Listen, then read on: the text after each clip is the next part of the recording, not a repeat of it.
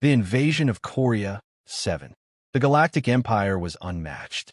Its rule stretched across thousands of systems. Its warships blotted out suns, and its military had never known defeat in over a millennium. So when human rebels on a fringe colony called Korea, 7 resisted imperial occupation, the high command barely blinked. Primitive, poorly armed, a leftover of Earth's scattered colonization efforts. That's how the Empire described them. A few ground units, some out-of-date tech, and tanks? General Zaltor scoffed, laughing as he reviewed the recon reports. They expect to stop us with ancient metal boxes on treads. The Empire dispatched a full assault fleet anyway, more out of procedure than necessity. Over 100 warships entered orbit around Korea, 7. Orbital cannons were primed. Drop pods and mech battalions were loaded for deployment. The Empire wanted to make an example. Down on the surface, Commander Elise Ward stood on a rocky cliffside, wind tearing at her hair as she gazed up at the sky. The first burning streaks of descending warships had appeared like falling stars. She didn't flinch. Behind her stood a line of massive, armored beasts, tanks. But not just any tanks. They were old Earth relics, yes, but upgraded beyond recognition. Augmented with alien alloys, equipped with adaptive AI, hardened against EMPs, and powered by fusion cores. Their cannons could punch through warship plating. Their AI targeting systems were faster than most starfighters. She climbed into the command seat of her personal tank, Old Faith, its armor still bearing the scuffed eagle insignia of a long-fallen Earth Federation. All units. Elise's voice rang through comms, calm and commanding. They think we're outdated. Let's teach them the difference between old and obsolete. The sky rumbled. Empire dropships broke through the atmosphere, descending like locusts. Then the ground roared. Human tanks emerged from camouflage bunkers, concealed hillsides, and underground launch bays. They opened fire in unison. Plasma shells screamed through the air. Electromagnetic rail rounds smashed into the landing mechs, turning them into twisted metal mid-drop. Empire infantry barely hit the ground before they were incinerated. The first wave of mechs, over 200 strong, was obliterated in under 3 minutes. Inside the Empire's flagship, alarms blared. "What is happening down there?" barked Admiral Krell. "Ground resistance is overwhelming," came the shaken reply. "They've got some kind of hybrid tank force. It's not in our database. They're cloaked, heavily armored, and fast. Too fast."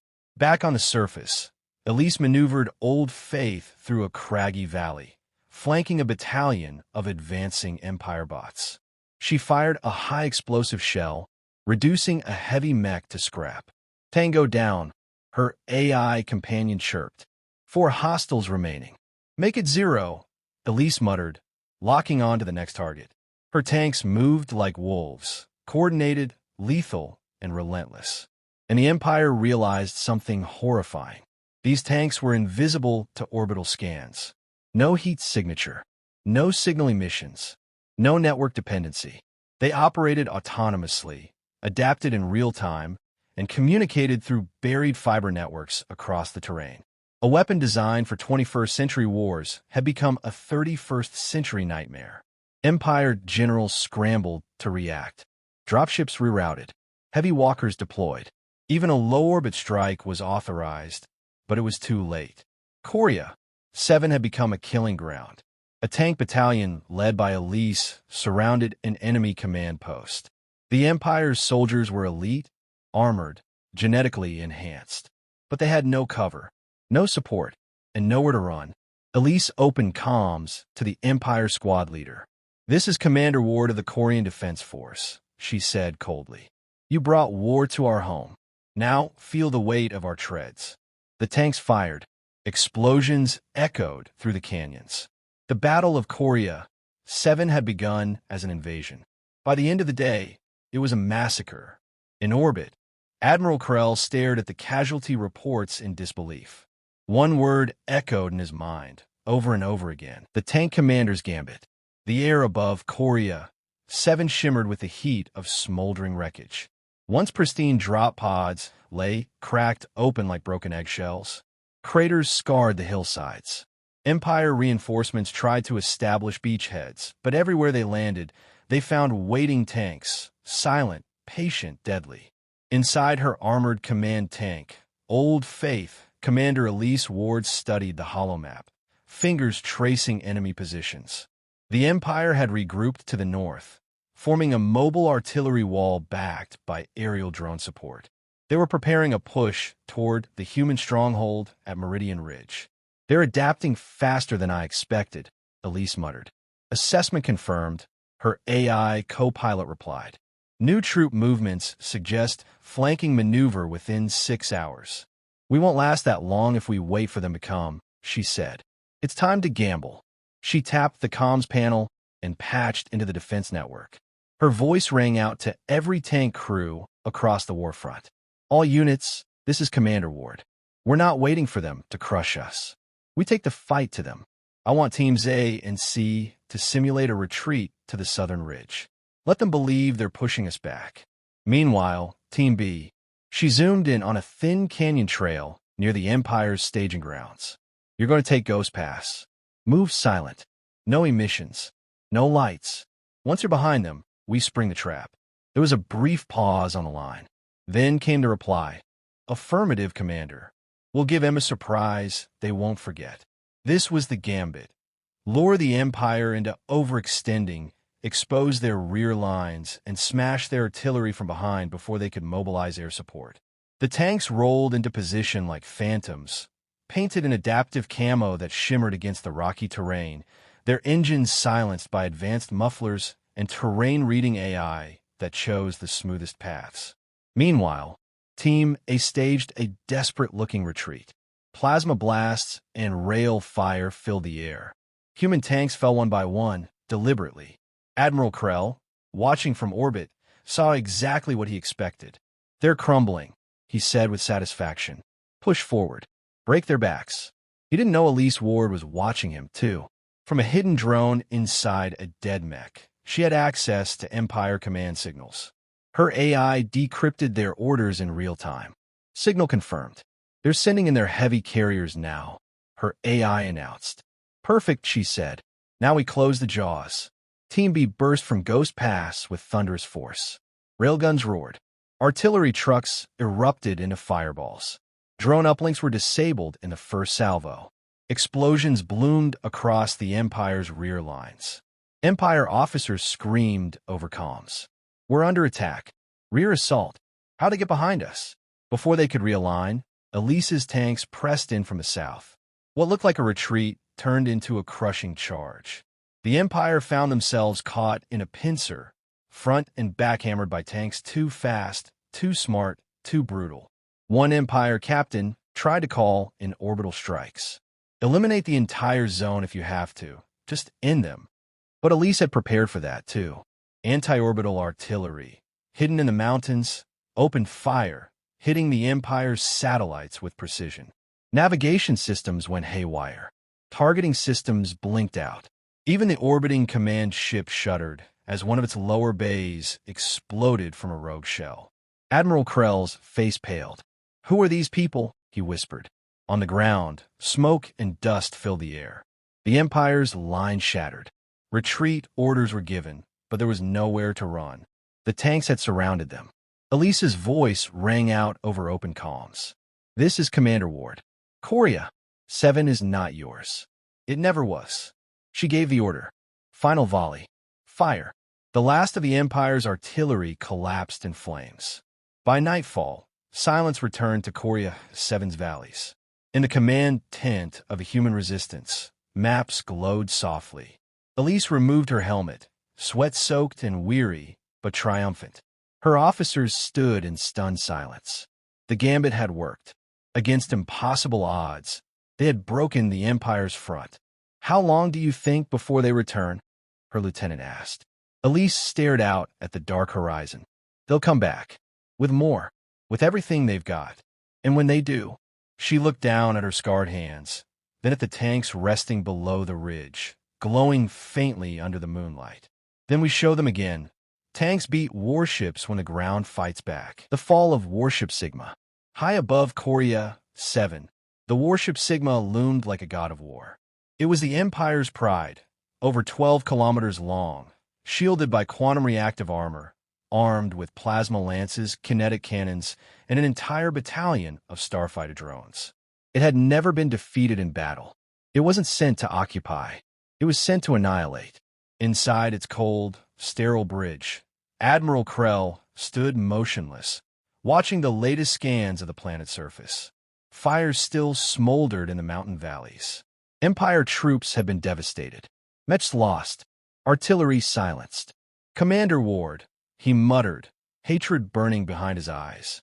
You've embarrassed the Empire. He turned to his weapons officer. Prepare orbital bombardment. Target Meridian Ridge. Burn them down to bedrock. His crew hesitated. Sir, Warship Sigma isn't cleared for low-orbit fire. The tanks are equipped with anti-orbital rail batteries. They already damaged one of our satellites. Do it, Krell growled. I want her ashes on my desk. The ship lowered its orbit, shields humming with energy. Bombardment cannons aligned. The earth below darkened under its shadow. On the ground, Commander Elise Ward saw it first. A black streak across the sky. Her AI confirmed it within seconds. Warship Sigma is descending. Estimated impact zone, Meridian Ridge. Time to strike, 6 minutes. Elise's heart pounded. Sigma was a floating fortress. Her tanks could survive drop troops, even beat walkers. But a direct orbital bombardment? That was suicide. Unless, activate Project Leviathan, she ordered. Her officers exchanged uneasy glances. Ma'am, that's untested. We don't have a choice. From deep beneath the ridge, massive underground hangar doors groaned open. Dust and steam erupted into the air as something ancient and enormous rose into view. Leviathan, a one-of-a-kind behemoth tank, built from Earth's last experimental war chassis, larger than a city block, manned by 12 operators. It had never seen combat until now. Elise climbed inside the forward command bay.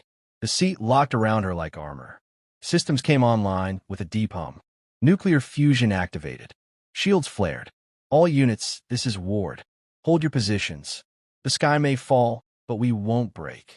Warship Sigma prepare to fire. Primary cannon charged. Sigma's AI confirmed. Target locked. Fire in 30 seconds. But in those seconds, Leviathan locked on first. Elise's voice was calm as death. Fire. The Leviathan's rail cannon surged with blue-white energy. It released with a thunderous crack that shattered sound barriers. The shell sliced through the atmosphere, an impossible shot, and hit Sigma's lower hull. A section of the great warship exploded. Debris scattered into the upper atmosphere. The ship reeled. Damage to plasma banks, an officer screamed. We're losing pressure on decks 6 through 9. Deploy shields. Return fire. But it was too late. More shells followed. Anti-orbital batteries hidden across Korea. 7 roared to life, all coordinated by Leviathan's targeting systems. The sky became a web of death. Empire fighters launched to intercept, only to be shredded by tank-mounted flak cannons and heat-seeking ground missiles. Inside Leviathan, Elise felt the earth tremble beneath her. One more volley, she ordered. The final shell hit Sigma's core reactor vent. And then it happened. A blinding white eruption bloomed above the planet. The warship Sigma, symbol of Empire might, was engulfed in flames, its hull peeling open like a crushed tin can. Chunks of burning debris fell into Corius 7's atmosphere. In orbit, Empire commanders watched in silent horror. The Sigma is gone, whispered a tech officer. Admiral Krell sank into his command chair. He had underestimated them. No, worse. He had misjudged the nature of humanity itself. They were supposed to be primitives clinging to outdated relics. But those relics had teeth, and hearts, and minds that refused to bow. Back on the planet, Elise climbed out of Leviathan, watching the last streaks of Sigma's remains light up the dusk sky like fireworks. One of her engineers walked up beside her, wide-eyed. You just took down a warship with a tank. Elise didn't smile. She didn't celebrate. She just stared into the smoky sky and said, they wanted a war. Now they'll get one. A lesson written in steel. The wreckage of Warship Sigma still glowed red in the skies over Korea 7. Its molten remains orbiting like silent witnesses to a truth the galaxy had long ignored. Humanity was not to be underestimated. From the ashes of craters and burned forests, human tanks rolled forward, not in retreat but in purpose. Their hulls were scorched, their paint scratched by war, but their engines still growled, fierce as beasts of legend. These were no longer machines of defense. They were symbols. The strongest galactic empire had sent legions. It had sent mechs, air support, plasma bombs, and its most invincible ship. And it had failed. Now, word of Warship Sigma's destruction spread like wildfire. In the Empire's outer colonies, whispers took root. They say human tanks brought it down. They say their machines fight like they have souls. They say humans don't know how to surrender. On Korea 7, inside a war council tent lit by dim, tactical holos, Commander Elise Ward stood before her officers. Her uniform was blood-stained. Her voice was steady. They'll come again, in greater numbers. They'll bring more ships, more weapons, more fury. She paused. But they will not bring understanding. Not yet. A young lieutenant leaned forward. What do you mean, Commander?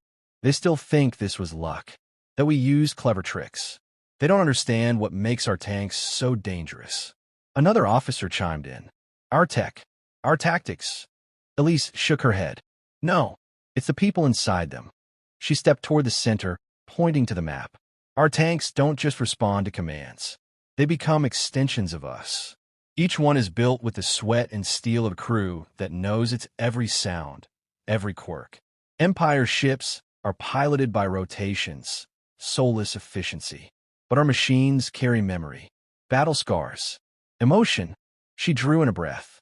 They fight with us and for us. There was silence, then a slow nod from the old engineer in the corner, who had served since the Earth-Mars conflicts. She's right. I've seen tank crews bleed for their machines, and machines take hits meant for their crews. You don't mass-produce that. A week later, an Empire envoy arrived in orbit, white flag raised, a rare and fragile gesture. They requested a meeting. In a neutral clearing scorched by battle, Elise stepped out of old faith, flanked by her command team.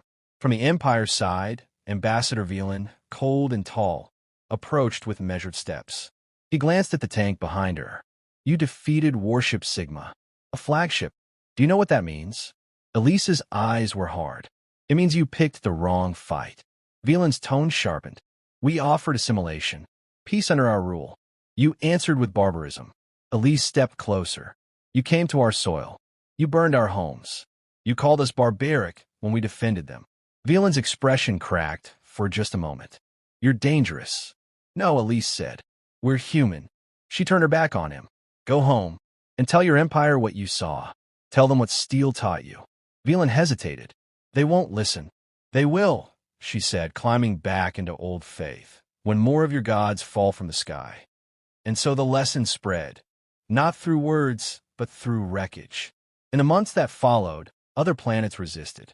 Colonies inspired by Korea 7 rose up.